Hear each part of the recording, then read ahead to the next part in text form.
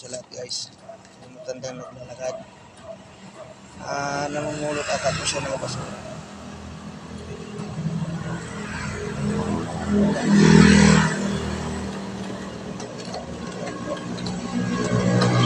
Nalag po siya sa akin na susundan ko po siya kasi kawawa naman din. Matanda na pero nagtutulak ng mga yung kariton. Namumulot siya ng basura, ibibinta niya yung mga karton na pupulot niya, ibibinta niya. Nagkakariton siya.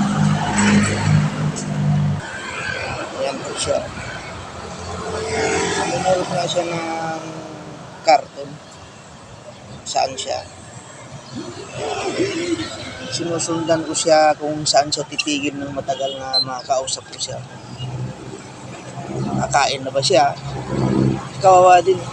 Siguro kasi ng edad lang ng tatay ko. Pero mas masigla tatay ko dyan kasi energetic ang tatay ko. Pero hindi ko alam kung ilang taon na ba siya. Kasi mukhang matanda lang ata siya dahil mahirap ang kanyang buhay. Matanda agad. Malayo na po. Susundan ko siya kung hanggang saan siya.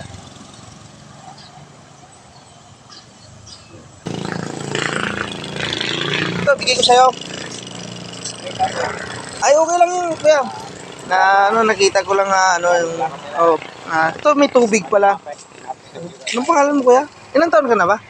71, sir. 71. Sige. Kasi nakita kitang namumulot ng alam ko ba, hindi ka pa nakakain? Hindi ka ba nakakain?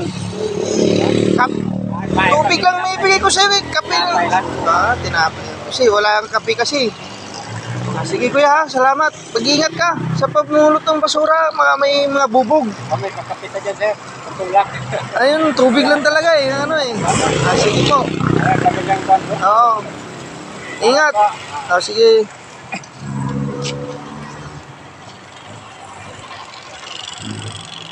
Ayan.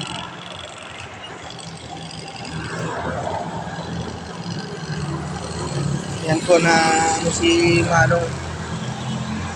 71 years old pala daw siya. Namumulot ng basura. Binigyan ko siya ng tinapay. Tubig. Yan lang. Yun lang kaya eh. Yun lang kaya sa yung bulsa ko. Kasi galing din po ako nagsimba ay tamang-tama nadaanan ko si Manong. Nadaanan ko siya kanina. Galing ako simbahan.